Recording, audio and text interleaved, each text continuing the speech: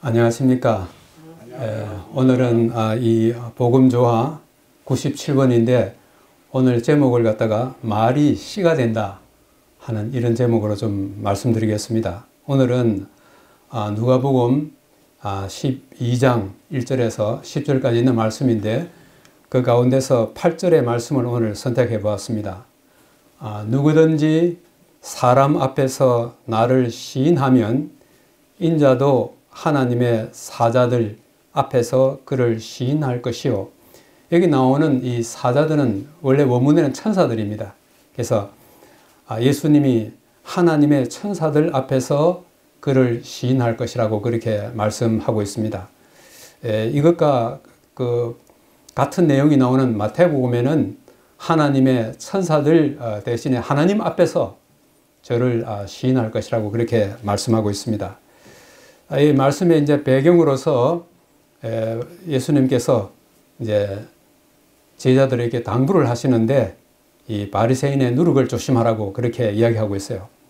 거기 이제 그 1절에 보면은 그 동안에 무리 수만 명이 모여 서로 밟힐 만큼 되었더니 예수께서 먼저 제자들에게 말씀하여 이르시되 바리새인들의 누룩 곧 외식을 주의하라 그렇게 이야기했습니다. 지난 주에 우리는 바리새인들과 서기관들의 위선을 질책하는 예수님의 말씀을 들었습니다. 화 있을진저 너희 바리새인들이여, 화 있을진저 너희 서기관들이여. 그 말씀 읽고 난 다음에 여기에 보면은 이 말씀이 이어지고 있어요. 예수님의 말씀을 듣기 위하여 지금도 여기 있는 표현대로 사람 수만 명이 모여가지고 사람이 밟힐 정도로 많은 사람들이 모였을 때 예수님께서 이 바리새인들의 누룩 곧 그들의 외식을 주의하라 그렇게 했습니다. 여기 나오는 외식은 다른 말로 하면 위선입니다. 바리새인들의 위선을 주의하라 그렇게 합니다. 여기 말하는 바리새인들의 누룩이 참 많이 있는데 그 중에 하나의 예만 좀 들어보겠습니다. 이 바리새인들의 누룩이라고 하는 것은 바리새인들이 가르치는 교훈 혹은 교리를 말하고 있습니다. 그런데 지난 시간에 말씀드린 것처럼 바리새인들의 겉과 속이 서로 다르기 때문에 그들이 가르친 것하고 실제로 그들이 행동하는 것하고는 아주 차이가 많이 나는 것입니다. 그래서 그 가운데 하나의 예가 뭐냐면은 마가복음 7장 11절에 나오는 고르반입니다. 여러분 고르반에 대해서 좀 들어보셨죠?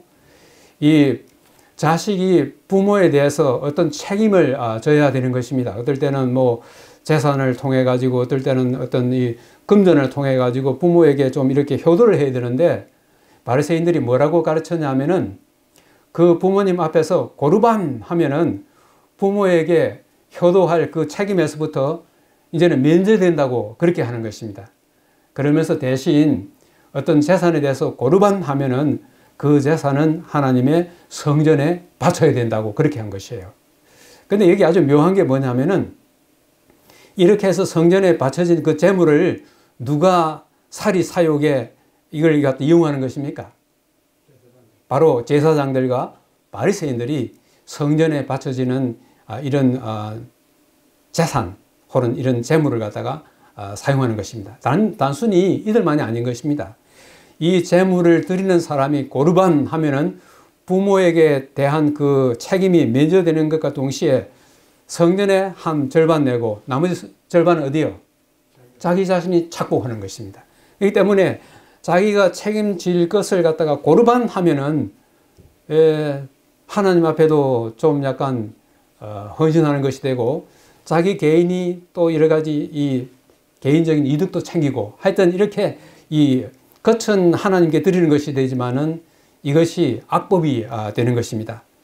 그래서 이런 것들을 예수님께서 이 바리새인들의 위선, 바리새인들의 그 위선을 갖다가 조심하라고 그렇게 하셨어요. 그런데 여기 이 말씀해 나가시다가 예수님이 뭐라고 하시냐면은 그 제자들에게 처음으로 그 제자들을 보고 너희는 나의 친구라고 그렇게 하신 거예요. 예수님께서 제자들을 향하여 친구라고 한 것은 이 누가복음 여기가 아주 처음인 것입니다. 우리 같은 사람이 예수님의 친구가 된다는 것은 얼마나 놀라운 일입니까? 요즘에 사람이 살아갈 때에 이 참 물질적으로는 우리가 풍요한 가운데 살아간지 몰라도 내 마음을 갖다가 털어놓을 수 있는 친구가 없다는 거예요. 그래서 친구, 정말 진실된 친구 한 사람 얻기도 참 어렵다는 그 시대에 우리가 살고 있는데, 오늘 예수님께서 누가 우리의 친구라고 이야기하고 있어요? 예수님이 우리의 친구라고 그렇게 말씀하고 있는 것입니다. 그 우리 대단한 존재예요. 우리가 이 세상에 살면서 이 예수님은 우리가 뭐 잘 아시는 것이지만은 실질적으로는 하나님이시면서 사람으로 이 세상에 오신 거예요. 그러니까는 하나님이 우리 보고 친구라고 하는 거예요. 이 대단한 축복을 우리가 얻고 있는 것입니다. 그런데 여기에 요한복음 15장 4절에는 조금 다르게 말씀하고 있어요. 너희는 내가 명하는 대로 행하면 뭐라 그랬어요? 곧 나의 친구라. 오늘도 예수님께서 우리에게 여러 가지로 당부를 하시는데, 이 당부를 행하면, 이 요한복음 15장 4절의 말씀에 근거하면 어떻게 돼요? 우리가 예수님의 친구가 된다고 그렇게 말씀하는 것입니다. 이 세상에서 사람이 얻을 수 있는 큰 축복 가운데 이 축복만큼 큰 축복도 없다고 생각돼요. 하나님께서 우리를 보고 너는 나의 친구라고. 자, 여기에 예수님이 이제 친구로서 우리에게 당부하는 것이 이제 몇 가지가 나와요. 그 당부를 한번, 처음에는 예수님이 당부하신 것은 바리새인들의 무엇을 갖다가 주의하라? 바리새인들의 누룩, 그들의 외식, 다른 말로 하면 이 위선을 주의하라고 그렇게 말씀했습니다. 자, 두 번째 당부는 뭐냐면은 하나님을 두려워하라 그렇게 말씀했습니다. 이 하나님을 두려워하라. 이 원래 그 두려워하라 하는 이 말은 아주 무서워서 벌벌 떨면서 두려워하는 그런 의미가 아니라 정말 존경하고 정말 존경할 만한 그런 분이기 때문에 그런 분들에 대한 우리의 태도를 일컬어서 두려워하라 그렇게 표현되기도 합니다. 자, 그러면서 예수님께서 뭘 말씀하셨냐면 4절에 이거 한번 같이 한번 읽어볼까요? 자, 시작. 몸을 죽이고 그 후에는 능히 더 못하는 자들을 두려워하지 말라. 지금은 뭘 두려워하지 말라 그러고 나중에는 하나님을 두려워하라고 이렇게 이야기하고 있습니다. 몸을 죽이고 그 후에는 능히 더 못하는 자들 보면은 몸도 죽이고 그 후에 또 뭐 다른 게 있는 것 같아요. 그 다른 거는 그 다음 절에 나오는데, 여기 여러분 그림 보시면은 이게 뭡니까? 예, 옛날 로마 시대에 이 원형극장에서 예수를 믿는 사람들을 갖다가 잡아가지고 여기 원형극장에 데려다 놓고 며칠 동안 굶긴 이 사자를 갖다가 풀어놓으면은 사자의 밥이 되는 이런 그 초기에 그리스도인들이 순교하는 그 장면입니다. 그래서 이 몸을 죽이고 하는 이 말씀 그 이면에는 예수님께서 앞으로 제자들을 포함해가지고 예수를 시인하는 사람들이 경험하게 될 것을 미리 여기서 말씀을 하고 있습니다. 몸을 죽이고 그 후에는 능히 더 못하는 자들을 두려워하라 그랬어요? 두려워하지 말라 그랬어요. 왜 이런 말씀을 하셨는가? 우리 지난 시간에 우리 그 누가복음 11장에서 거기서 나오실 때 이 바리새인의 집에 점심 식사 대접 받아가지고 가셔가지고 이제 거기서 나오실 때에 서기관들과 바리새인들이 거세게 달려들어 여러 가지 일을 묻고 그 입에서 나오는 말을 책 잡고자 하여 뭐 하고 있더라? 노리고 있더라. 이 제자들도 사실 그 자리에서 일어나는 그 분위기를 다 본 것입니다. 그랬을 때 제자들의 마음속에 어떤 면에서는 막연하게 저 바리새인들과 서기관들이 하는 이 종교 지도자들로부터 당할 수 있는 그 위험을 깨닫고 두려움을 갖고 있었습니다. 그때 예수님께서 몸을 죽이는 사람을 두려워하지 말라 그랬어요. 몸을 죽이는 사람 안 두렵습니까? 죽음 앞에서 두려워하지 않을 사람 아무도 없습니다. 그런데 이 몸을 죽이는 사람을 두려워하지 말라고 예수님께서는 말씀하실 때 거기에 그만한 충분한 이유가 있는 것이에요. 자, 그러면서 예수님이 이렇게 말씀합니다.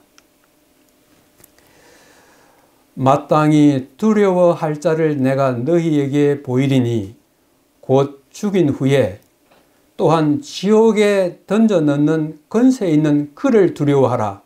내가 참으로 너희에게 이르노니 그를 두려워하라.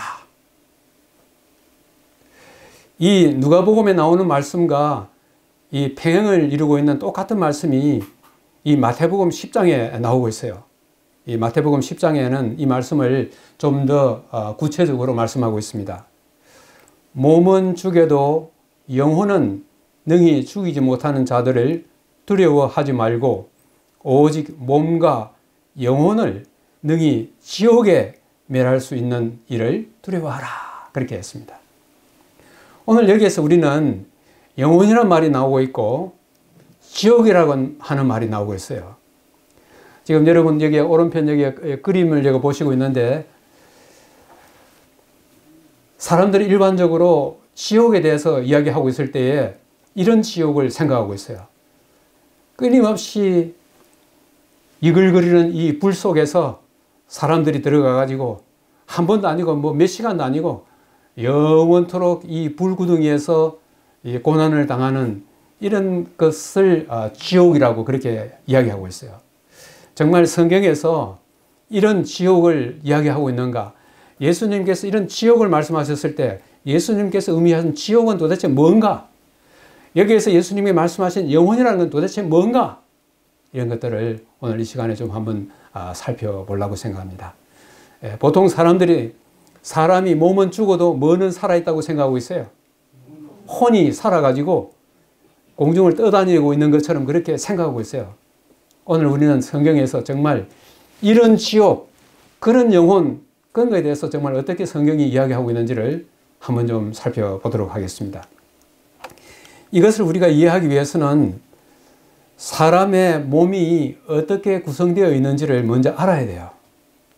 이걸 알아야만이 영혼이 뭔지를 갖다가 우리가 정확하게 말할 수가 있는 것입니다. 오늘날 이 영혼에 대해서 이야기하고 있는 많은 사람들은 왜 이 영혼이 사람 몸에서 떠나가지고 따로 이렇게 존재하는 것으로 말하고 있는지 그 이유는 사람이 처음 어떻게 만들어졌는지를 모르기 때문에 그런 것입니다. 자, 여기에 창세기 2장 7절 우리 잘 알고 있죠? 한번 읽어보십시다. 시작. 여호와 하나님이 땅의 흙으로 사람을 지으시고 생기를 그 코에 불어넣으시니 사람이 생명이 된지라. 이렇게 있습니다. 여기는 사람의 이 몸을 구성하고 있는 인체의 구성 성분이 뭐라고 지금 이야기하고 있어요? 흙입니다. 실질적으로 사람의 인체를 구성하고 있는 요소하고 흙의 성분하고 거의 같아요. 사실은 똑같지만은 이 과학적으로 분석하는 데 조금 달라서 거의 같습니다. 이것을 볼 때에 사람의 몸이 흙에서 만들어진 것을 갖다가 이것은 과학적으로도 입증할 수 있는 그런 것입니다. 그런데 흙으로 만들어 봤자 이게 뭐예요?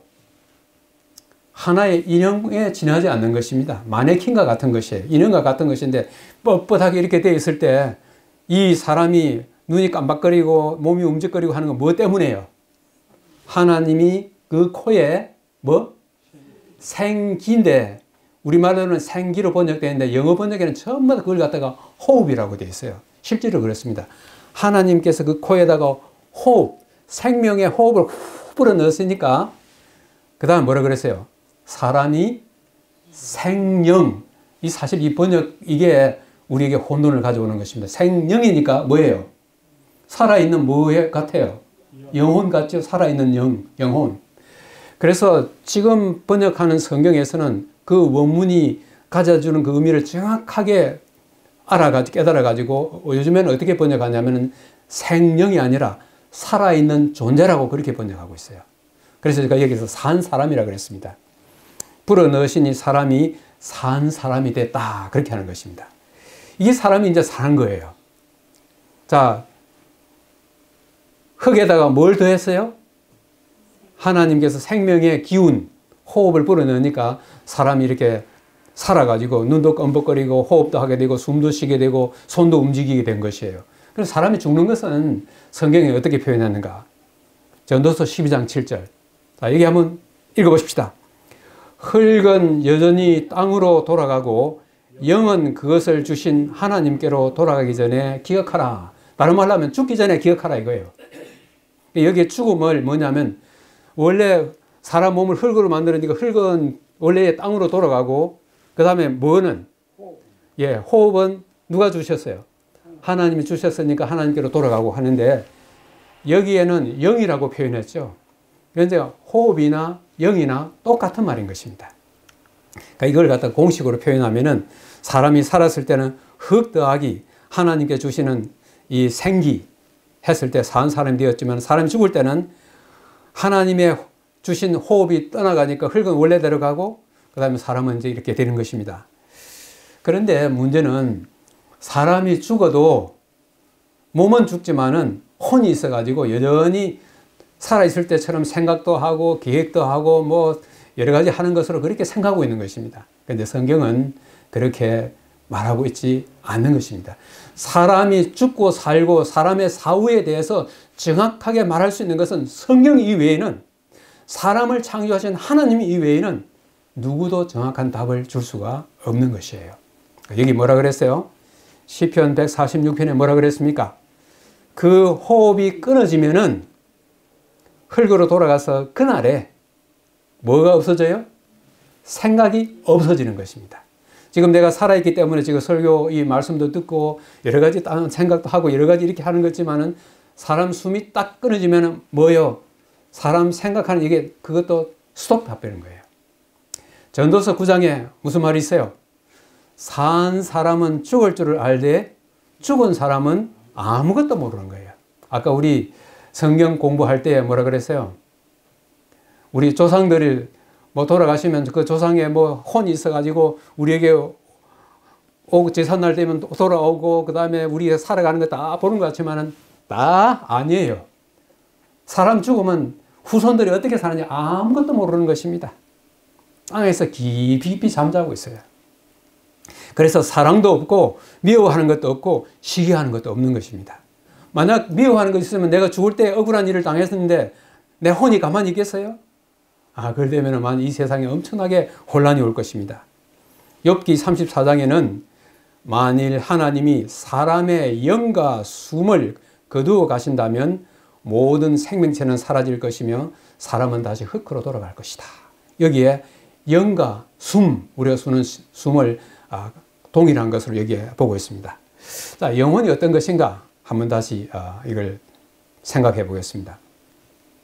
여기 이 그림에 뭐가 있어요? 이 그림에 뭐가 있습니까? 사람의 뭐예요? 뇌가 있죠. 영혼이라고 하는 말은 사람이 살아있을 때만 있는 것입니다. 그는 뭐냐면은 영이라든지 혼이라고 하는 것은 이 뇌의 기능을 말하는 거예요. 우리가 뭐 영적인 것, 우리가 뭐 감정적인 뭐 느끼고 뭐 하는 이 모든 것들이 사실 어디에서 일어나는 것입니까? 이 뇌에서 일어나는 거예요. 그래서 사람이 죽으면 이 뇌의 기능도 동시에 스톱이 되고 사람이 죽으면, 몸이 죽으면 영도 혼도 없어지는 거예요. 그래서 영혼의 존재 기간이 얼마쯤 되겠어요? 사람 내가 60년을 살았으면 60년 동안 있다가 내가 딱 죽으면 그 다음에는 영혼이라는 것이 없어져요. 그래서 지금 이 세상에 영혼이라는 게 있어요? 살아있는 영혼은 있어요. 지금 우리가 지금 이 살아있는 영혼입니다. 사람이 죽고 나면 죽은 사람의 영혼은 이 세상에 없습니다. 우리 구약성에서 말해주는 이 사람의 이 영과 혼과 이 몸의 개념은 어떤 것이냐면 여기 보세요. 영과 혼과 몸이 서로 어떻게 되어 있어요? 서로 이렇게 겹쳐 있죠. 세 개가 이렇게 따로따로 구분되어 있는 게 아니고 딱 겹쳐져 있어요. 그래서 여기 있는 이 몸이 탁 쓰러지면은 동시에 영과 이 혼도 없어지는 거예요. 자, 여기에 성경에서 이야기하고 있는 것을 제가 여기에 좀 예를 한번 들었습니다. 시편 26편 9절에 이것은 히브리 이제 구약 성경, 이 히브리 사람들이 시를 쓸 때에 어떤 것을 강조하기 위해서 서로 이렇게 이 평행적으로 이렇게 해요. 이게 보십시오. 내 영혼을 죄인과 함께, 내 생명을 살인자와 함께 거두지 마소서, 이렇게 되어 있어요. 여기에 보면은 내 영혼을 하고 뭐 하고 같습니까? 내 생명을 하고 같고, 죄인과 함께와 뭐가 같아요? 살인자. 그러니까는 똑같은 말을 하려고 했을 때 표현을 다르게 하는 것이 구약 성경의 그 기자들이 기록할 때 하는 방식입니다. 그래서 여기 나오는 내 영혼이라는 말이나 내 생명이나 하는 말이나 똑같은 말이에요. 그 다음에 시편 63편 1절 한번 보십시다. 내 영혼이 주를 갈망하며 내 육체가 주를 앙무하나이다. 자, 여기는 내 영혼이란 말하고 뭐하고 같아요? 내 육체하고 같은 것입니다.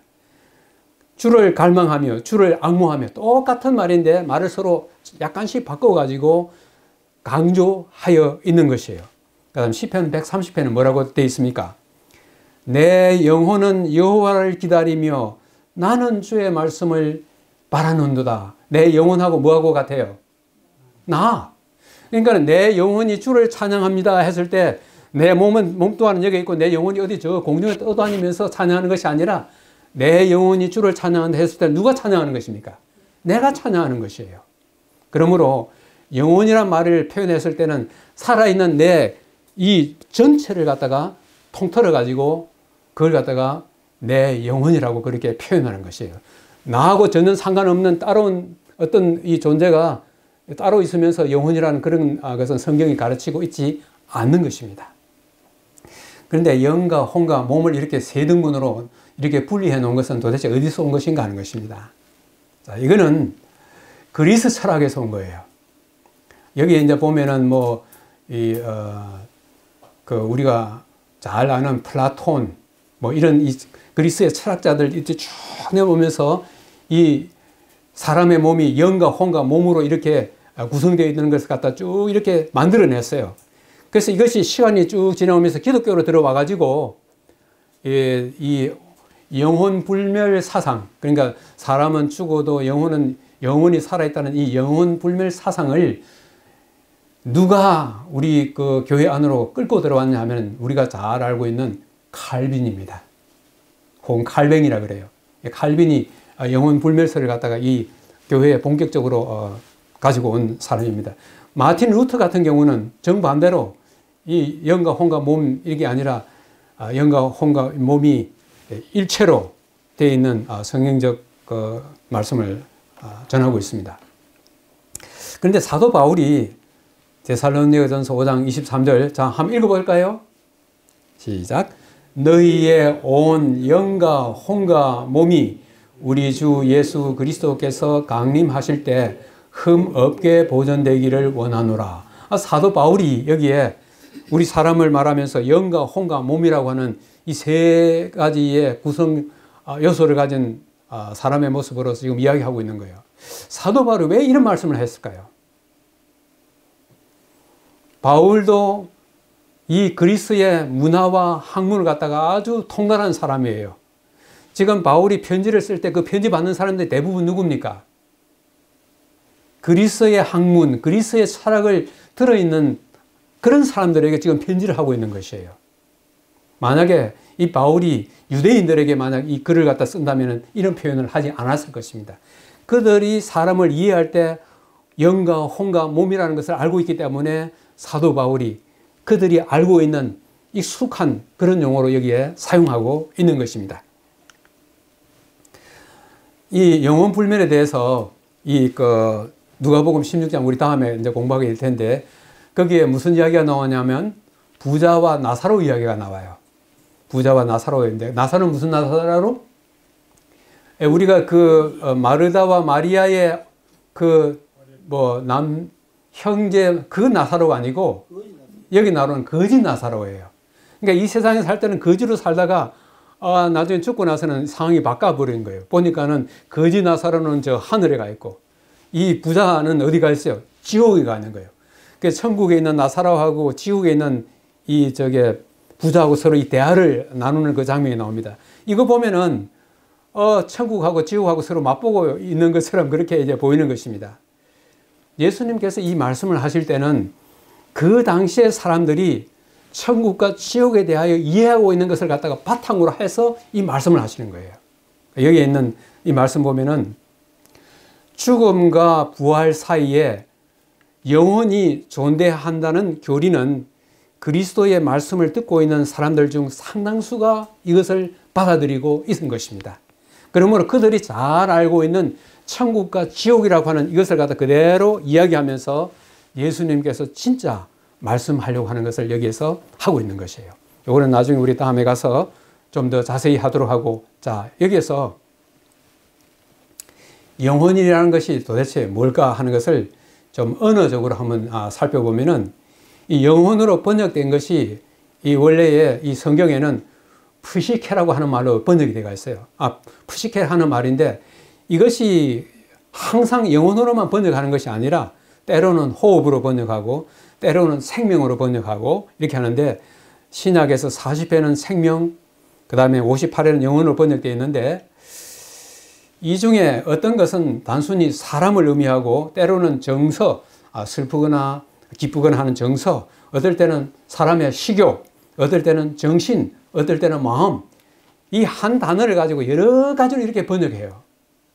근데 하나 예를 들면 사도행전 7장 14절에 아주 재미있는 게 나옵니다. 진짜 이 영혼이 뭘 의미하는지를 말해주는 하나의 성경절인데, 사도행전 7장 14절에 요셉이 애굽에 이제 팔려나가지 않았습니까?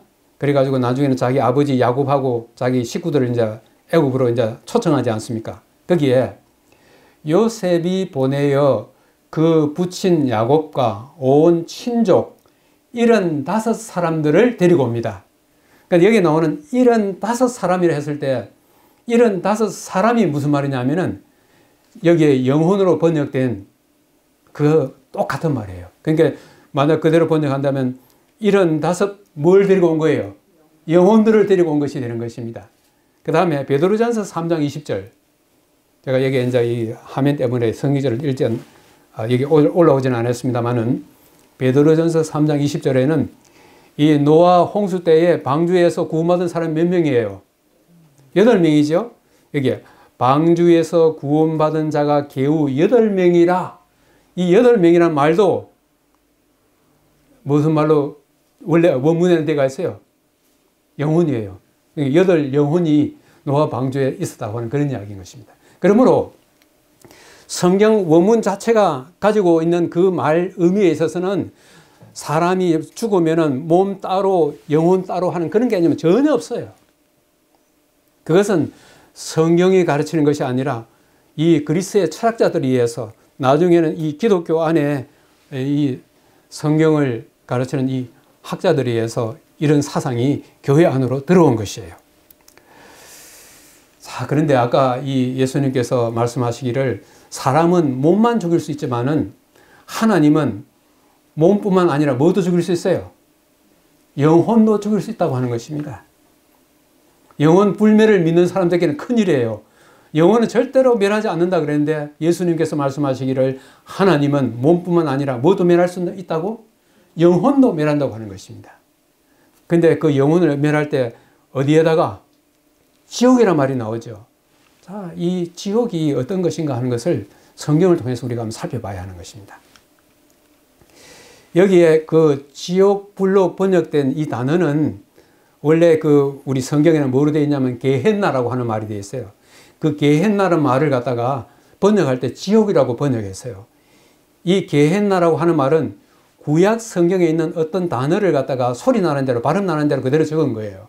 그게 뭐냐면 구약 성경에는 그걸 갖다가 개흰놈이라 그래요. 개흰놈. 아주 단어가 아주 재미가 있죠. 이게 여호수아 15장 8절에 나오는데 개흰놈이라 하는 것은 흰놈의 골짜기라고 하는 뜻입니다.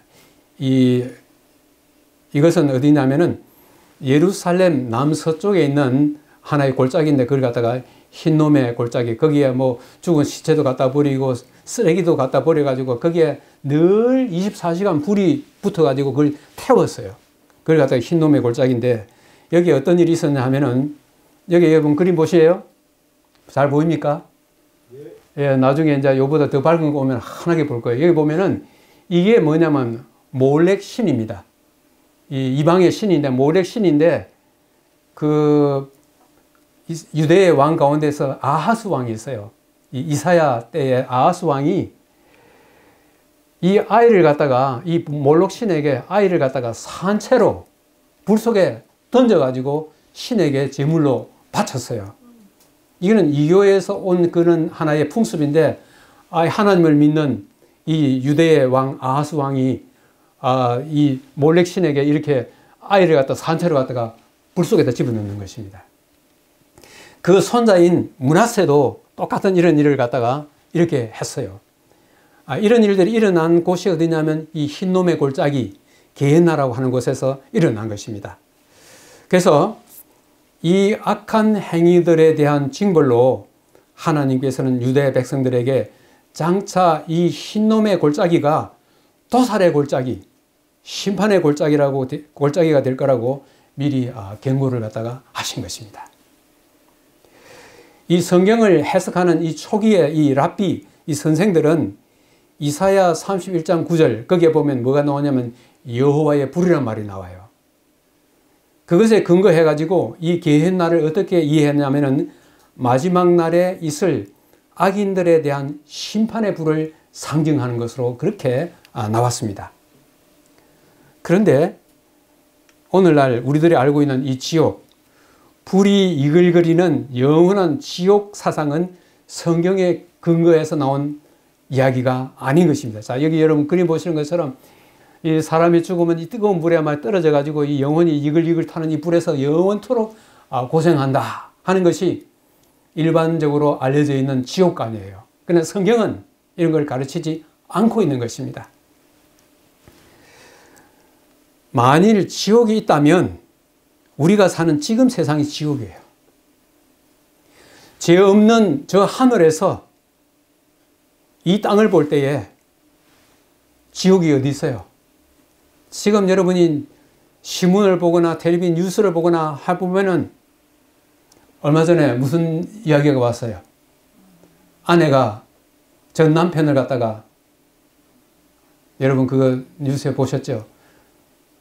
지옥이 따로 없어요. 지금 우리 사는 세상이 지옥이에요. 그런데 그럼에도 불구하고 이 지옥은 최후의 심판 날에는 아주 영원한 것이 아니라 지극히 짧은 시간 동안에 이 세상은 지옥이 잠깐 될 것입니다. 그때 하나님을 믿는 백성들과 그렇지 아니한 사람들 사이에 영원한 심판이 이루어질 것인데 그걸 갖다가 지옥으로 그렇게 표현한 것입니다. 자, 이런 가운데서 예수님의 세 번째 당부는 뭔가? 염려하지 말라 이것이에요. 자, 여기 있는 말씀 읽어보십시다. 자, 참새 시작. 참새 5마리가 2 아사리온에 팔리는 것이 아니냐. 그러나 하나님 앞에는 그 하나도 잊어버리시는 바 되지 아니하는도다. 너희에게는 심지어 머리털까지도 다 세신 바 되었나니 두려워하지 말라. 너희는 많은 참새보다 더 귀하니라.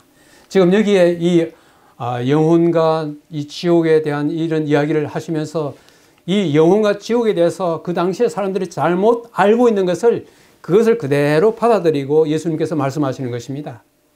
너희들은 사람이 죽으면은 몸 따로 영혼 따로 해서 영원히 지옥에 들어가지고 이렇게 고통당한다 생각하지만 그것이 아니다. 영혼까지라도 멸하실 수 있는 하나님을 갖다가 두려워하라. 이 두려워하라 말은 우리가 무서워서 두려워하는 그런 의미도 있지만은 하나님의 말씀을 들으라고 하는 것입니다. 우리는 여기에 나오는 이 이야기를 통해 가지고 성경에 나오는 모든 이야기를 통해 가지고 때로는 예수님의 심판에 대한 이야기, 때로는 예수님께서 어떤 멸망에 대한 이야기를 하실 때에도 그 배우는 어떤 마음이 있는 것입니까? 우리를 사랑하셔서 어떻게 하든 구원받도록 하려고 하는 하나님의 놀라운 그 지극한 사랑이 그 배후에 있는 것입니다. 오늘 여기에 영혼이라는 이야기, 지옥이라고 하는 이런 이야기 하실 때에도 너희들은 장차 있을 그런 하나의 심판에 참여하지 말고 하나님의 사랑을 너희들이 깨닫고 구원을 받으라고 하는 이 놀라운 하나님의 사랑이 그 이면에 숨어 있는 것입니다. 자, 여기에 염려하지 말라면서 참새 5마리가 두 아사리온에 팔린다, 그렇게 이야기했습니다. 여기에 나오는 이 그림이 뭐냐면은 로마 시대의 동전이에요. 지난번에 시간에 우리가 노동자가 하루 종일 일해가지고 딱 은전 하나를 갖다 받는다 그랬죠. 그걸 뭐라 그랬어요? 데나리온입니다. 그래서 이 동전하고 은전하고 차이가 얼마나 나느냐면 16분의 1이에요. 이 동전 16개가 돼야 요 은전 하나에 되는 건데, 이 참새 5마리가 이 아사리온 요 동전 2개에 팔리는 것입니다. 이는 다른 말로 하면 뭐예요? 참새 값이 우리말로 무슨 값이라 합니까? 아주 헐값일 때 무슨 값이라 그래요? 개값이라고 그러죠. 그러니까는 이 참새 한 마리는 정말 아주 헐값에 팔리는 이 참새도, 요 밑에 있는 요 참새도 하늘에 계시는 우리 아버지께서 허락지 아니하시면은 땅에 안 떨어진다 이거예요. 그런데 예수님께서는 여기 뭐라 그랬어요? 하늘에 계시는 우리 아버지께서 우리의 뭐까지 세셔요? 머리털 몇 개나 될까요? 저도 안 세봤습니다. 하여튼 많습니다. 우리 머리 한번 감으면 머리가 몇 개 빠져요. 우리의 인체에 조그만 것으로서 제일 숫자 많은 게 아마 머리털 같아요. 우리 몸을 구성하고 있는 우리 눈도 아니고 귀도 아니고 뭐 우리 몸 전체도 아니고 이 머리털, 이 하나까지 세밀하게 세실 정도로 우리를 갖다가 돌보시는 하나님이 계시니 염려하지 말라고 하는 것입니다. 너희에게 몸을 죽이려고 위협하는 종교 지도자들이 너희에게 있을지라 할지라도 너희들의 신앙을 갖다가 위험 속으로 몰아가면서 너희들 이렇게 하지 않으면 죽이겠다고 하는 그런 위험이 있을지라도 염려하지 말라. 너희들은 참새보다 귀하고 너희들은 머리털까지도 세심하게 돌보시고 계시는 하나님이 계시니 염려하지 말라고 그렇게 하는 것입니다. 마지막으로 예수님께서 오늘 우리가 읽었던 그 성경 말씀을 오늘 여기에 하고 있습니다. 누구든지 사람 앞에서 나를 시인하면 인자도 하나님의 천사들 앞에서 그를 시인할 것이요. 여기에 시인한다는 말이 원래는 이 단 마음, 하나의 마음, 우리말로 하면 뭐가 거기에 해당되는 말이겠어요? 일편단심이에요. 너희가 사람 앞에서 나를 일편단심으로 시인하면 나도 하나님 앞에서 너희를 위해서 일편단심으로 시인하겠다고 하는 말입니다.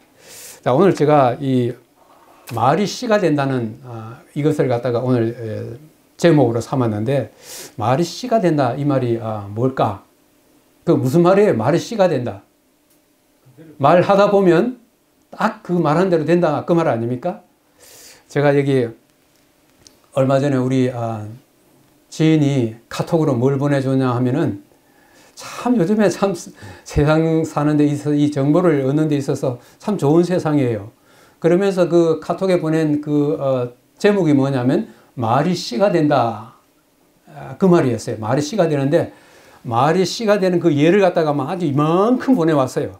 그러면서 어떤 사람은 그 어떤 것을 갖다 이렇게 딱 했는데 꼭 그대로 됐다 하는 건 이제 나오는데, 그 가운데 제가 하나의 예만 좀 들어보겠습니다.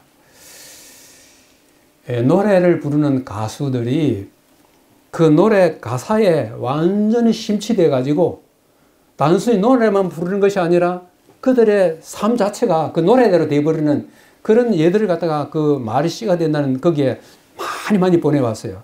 그 중에 하나가 뭔지 아십니까? 여러분, 송춘이 가수 아세요? 송춘이? 가요를 안 불러보셔가지고 잘 모르시는 모양이네. 산장의 여인. 예, 영산강 처녀라든가, 그걸 갖다가 이 송춘이 씨가 불렀는데, 이 송춘이 씨가 부른 가운데 아주 유명한 게 뭐냐면, 수덕사의 여성입니다. 이 수덕사의 여성. 제가 그 가사를 한번 보니까는, 이 여성이 된 사람이 이제는 절에 와서 이제는 이 밤이 깊고, 그 다음에 이 뭐니까 밤에 우는 새. 하여튼 그랬는데 자기가 두고 온 가족 생각, 자기가 사랑하다고 떠나온 그 사람들을 생각하면서 흐느끼며 운다는 가사 내용이 그런 거예요. 그렇게 했을 때 이 절에 종이 이제 울린다는 이제 그런 것인데, 이 노래를 한번 이 사람이 이제 노래를 갖다 굉장히 뭐 밤 무대도 나가고 막 이렇게 했는데 뜨지를 않았어요. 그런데 이 사람이 뭐 전국적으로 막 뜬 이유가 뭐냐면 이 수덕사의 여성이라는 노래 이 부르고 떴어요. 그런데 이제 제가 거기서 하나 참 깨달은 게 뭐냐면, 이 노래를 밖에 나가서 한번 부르기 위해서 연습을 갖다가 무려 1000번을 넘게 한대요. 1000번이요. 말이 1000번이지 1000번을 갖다가 똑같은 노래를 계속적으로 부르는 거예요. 그러다 보니 노래 그 가사가 어떻게 되겠어요? 그게 수덕사의 여성이 누가 되는 거예요? 이 송춘이 되는 거예요. 송춘이가.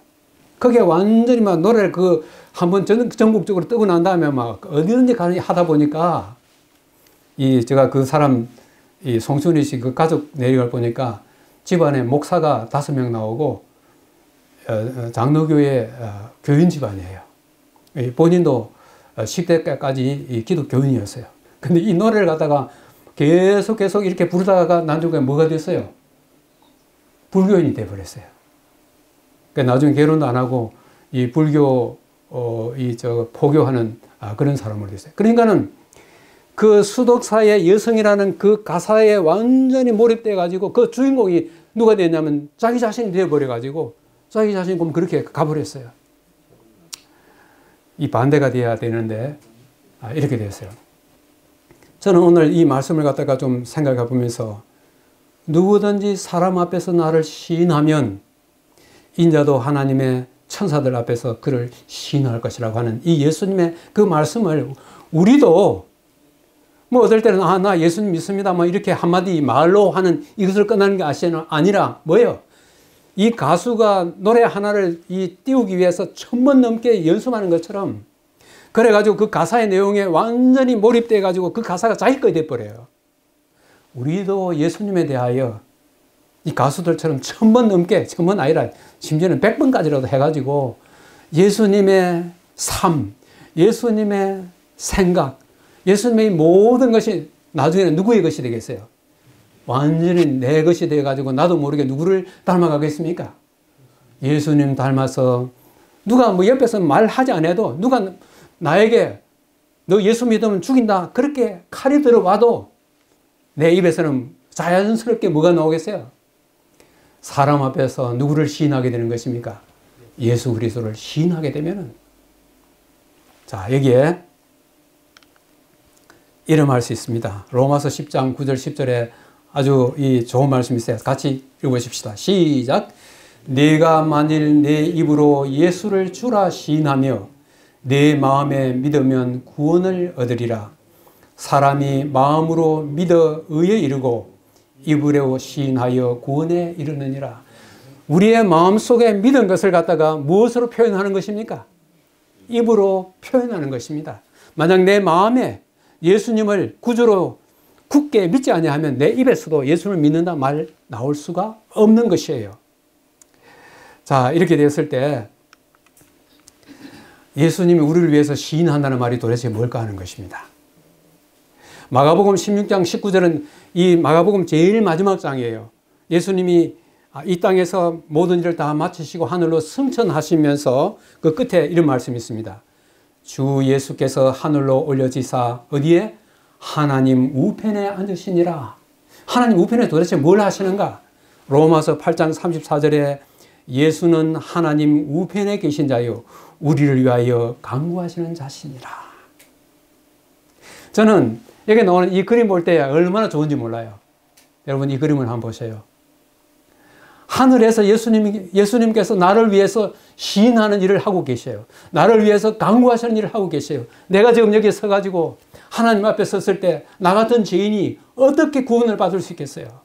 그때 내 옆에 누가 계십니까? 예수님께서 내 어깨에 손을 갖다가 쫙 얹으시고 그 다음에 내 이름이 거기서 호명될 때 예수님께서 뭐 하시는 것입니까? 아버지여, 많은 천사들 앞에서 아버지여, 내가 이 아들을 위하여, 이 딸을 위하여 십자가에서 피 흘렸습니다. 여기에 내 손에 있는 이 못자국을 보십시오. 내가 그의 모든 죄값을 다 갚았습니다. 그의 모든 죄가 다 용서되었습니다. 그를 주의 백성으로 삼아 주십시오. 주님께서 지금 어디에서 뭘 하고 있어요? 이 땅에서 우리가 예수님은 나의 구세주라고 내 입으로 시인할 때에 그때 하늘에서 뭐예요? 예수님께서 나를 위해서 이 아들은, 이 딸은 구원받은 주님의 백성이라고 여기서 말씀하고 계신다고 하는 것입니다. 그러면서 예수님께서 오늘 마지막으로 이 말씀을 하셨어요. 자, 여기 뭐가 있어요? 시작. 성령을 모독하는 자는 사하심을 받지 못한다 그랬어요. 성령을 때로는 거역하는 자는 사하심을 받지 못한다 그랬어요. 심지어는 예수님이 내 말은 거역해도 사하심을 받지만은 성령을 거역하면 사하심을 받지 못한다 그랬어요. 이게 뭘까요?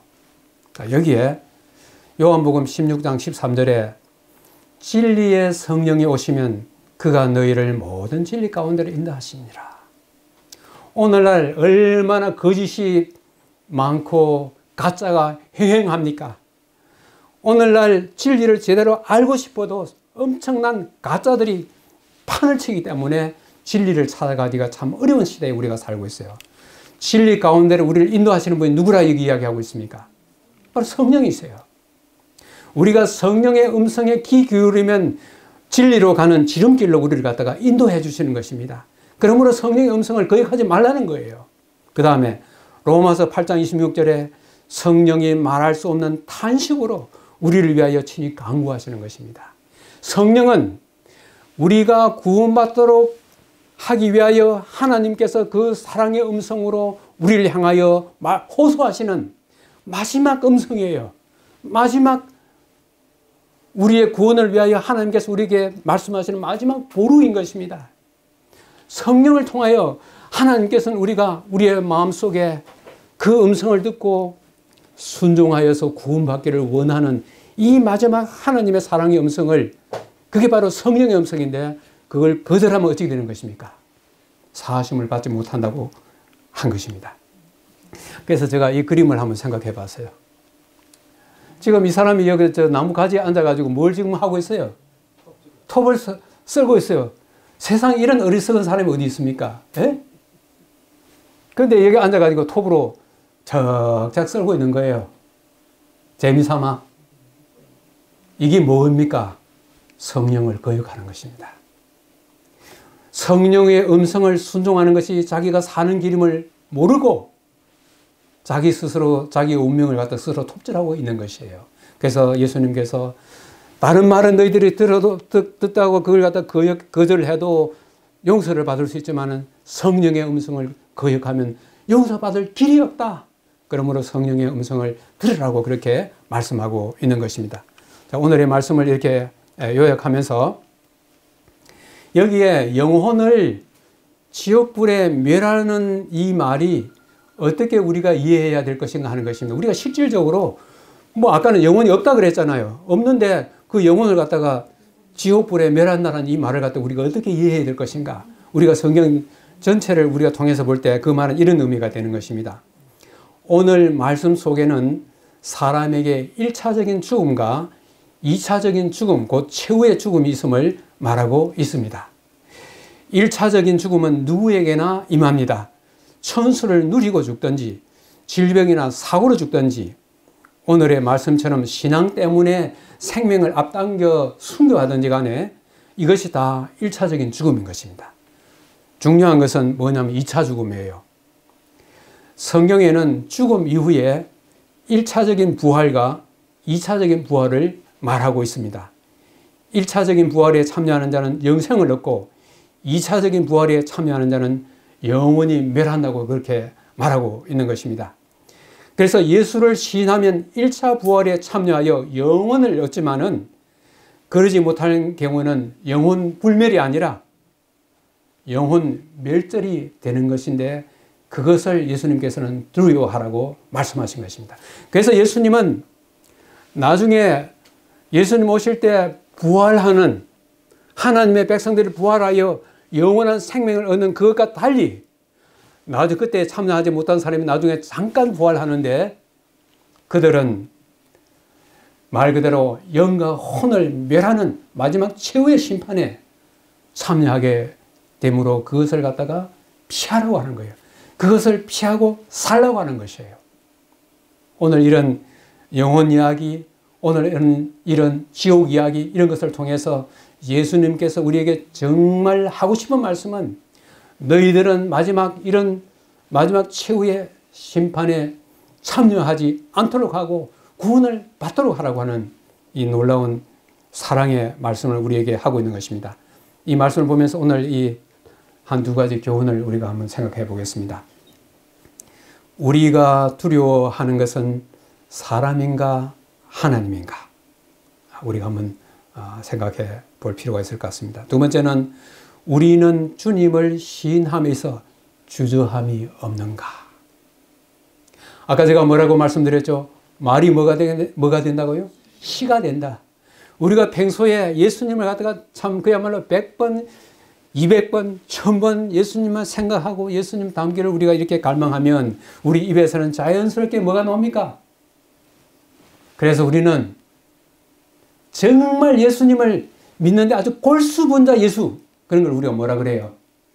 예수쟁이입니다. 우리는 참 좋은 의미에서 진실로 예수쟁이가 되어서 나를 사람들 앞에서 시인하는 자는 나도 아버지 앞에서 천사들 앞에서 너를 위하여 시인하리라 하는 이 말씀을 다가오는 한 주일 동안 생각하면서 승리하고 축복받는 우리 모든 분들 되시기를 바라면서 말씀을 마치겠습니다.